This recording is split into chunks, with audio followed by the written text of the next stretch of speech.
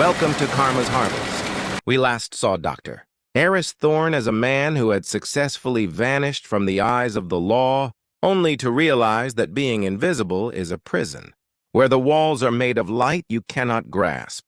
But the true terror of the harvest isn't just being forgotten. It's being hunted by the very demons you brought into this world. For weeks, Aris lived like a poltergeist in his own cliffside mansion.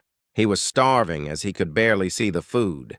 He tried to prepare with his failing translucent vision. Every sound was a thunderclap, every touch was a mystery. But while Aris was struggling to exist, the world he had corrupted was coming for its due. His bestiary clients, the billionaires he had grafted with Apex, predator DNA were beginning to degrade. The human body wasn't designed to house the primal fury of a wolf or the cold hunger of a shark forever. One by one, these powerful men and women were losing their minds to the animal instincts Aris had sold them. Leading the pack was Kalen Vance, a former defense contractor, who had paid Aris for the strength and tracking senses of a gray wolf. But the graft had gone rogue. Kalen was now a twitching predatory husk, driven by a scent memory that led him straight back to Aris's doorstep. Kalen didn't need eyes to find the doctor. He could smell the fear radiating from a man who didn't even have a shadow. The small, chilling twist was this: the clients weren't there to beg for a cure. They had realized that Aris's chameleon serum was the only biological anchor, stable enough to stop their own DNA from unraveling. To them, Aris was no longer a doctor. He was the most valuable raw material on Earth. He was a walking, breathing bottle of stabilizer.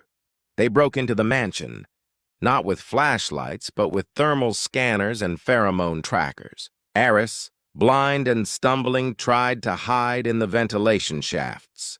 But there is no hiding from a hunter who can smell your heartbeat.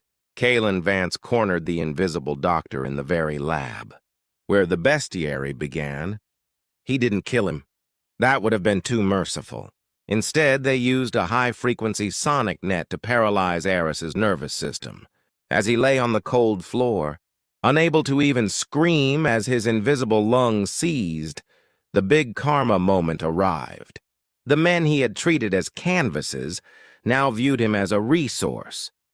They realized that if they kept Aris alive, they could harvest his unique, hyper-adaptive blood indefinitely to keep their own predatory powers from killing them.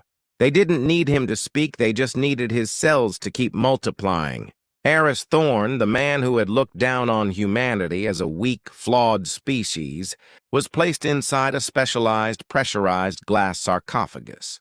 Because he is invisible, the tank appears empty to the casual observer, save for a complex network of needles and tubes that seem to hang in midair, pulsing with a rhythmic, translucent flow.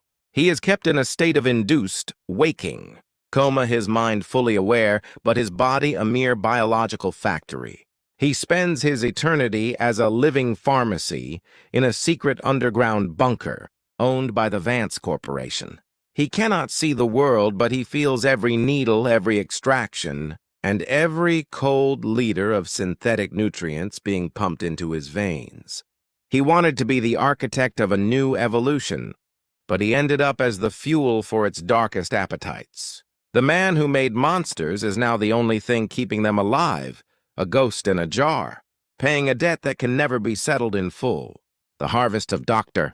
Thorne is a silent one, tucked away from the sun, proving that when you sell the soul of nature, nature eventually sends the bill to your very marrow.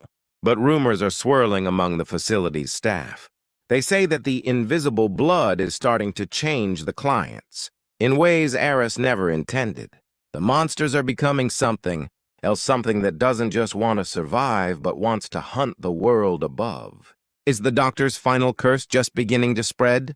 We will follow the trail of the new apex in our next chapter.